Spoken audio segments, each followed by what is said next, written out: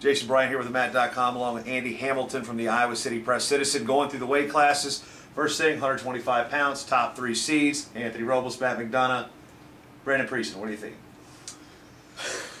Being an Iowa guy, and, well, being a guy that covers Iowa, obviously, I think you and I both agree that McDonough probably should be the 1 seed based on his performance. The 1 loss against Prieston. Robles is undefeated, but doesn't have the schedule that those, the other 2 have. Yeah, he's been extremely dominant at 31-0 with 30 bonus point wins, but 20-some tech falls too. Yeah, indeed, absolutely dominant throughout the year. But McDonough is the guy that started it. It started with McDonough 1, Prieston 2, Robles 3, and you look at the top 2 guys have have gone undefeated except when they've gone head to head. So. You could have gone, a couple ways with the number 1 seed. You could have gone a couple, 2-3 ways with the number 2 seed. They, I think, in the end, stuck to what the coaches' panel rankings were, and so it's Robles and Nicholson on the top side, and McDonough and Prieston on the bottom, and also Sanders here at the top side, who's got 3 wins over Nicholson. It's 3-1 over his college career. Also, even goes back to high school. So.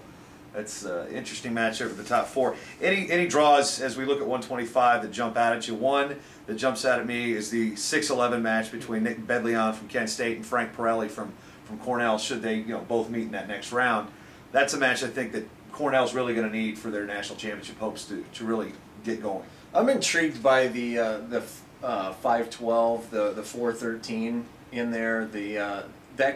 What would be the 4-13? Yeah. If we get to that point. You've got some matches in there like Pataki Garnett. I think is an interesting first-round matchup.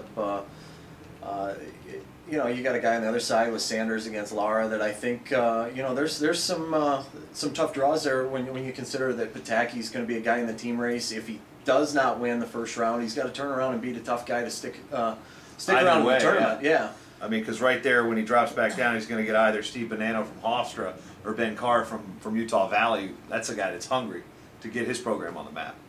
Yeah, so I mean, there's a lot of matches right in that area of the bracket that are going to have some serious team implications. The 8-9 match, with Morrison, Patterson, another rematch. And conceivably, if they get there, because they're drawing Alan Bartelli and they're also drawing Mark Rappo. So yeah, neither of those matches for the 8-9 guys are easy. Of course, at this level, nothing's easy. Yeah, I mean, ever since they went to the new format for the entrance, the qualifying system that they went to a couple years back, I think we've seen more first-round upsets than probably in years past. Pick to win it? I picked McDonough. I picked McDonough just because the kid's 60-2, and he's found a way. He just continually finds a way, and I think he's wrestling his best now at this point in the season. Although, Anthony Robles is certainly on a tear, and it's a tough matchup, and especially for a guy who's never wrestled him once. But I learned my lesson picking against Matt McDonough last year. I'm going to go with Robles just for what you said, the fact that they haven't wrestled before. He's kind of got an easier draw. Things don't always fall as they may. Last year we saw Troy Nickerson get down, and that draw completely opened up on the bottom side. So who knows what's going to happen at 25.